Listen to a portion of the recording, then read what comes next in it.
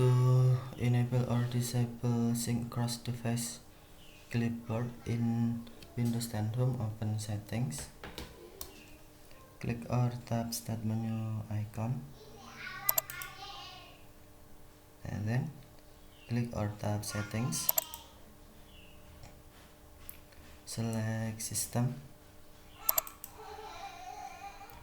and then scroll down,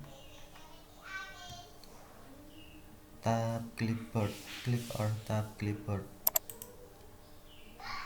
On sync across device, tap switch until on to enable or tap until off to disable. Paste text on your other device. When this is on, Microsoft receives your clipboard data to sync it across your device.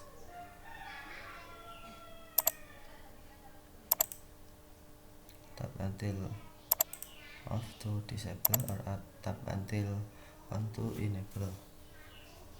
Okay, thank you for watching. Have a nice day.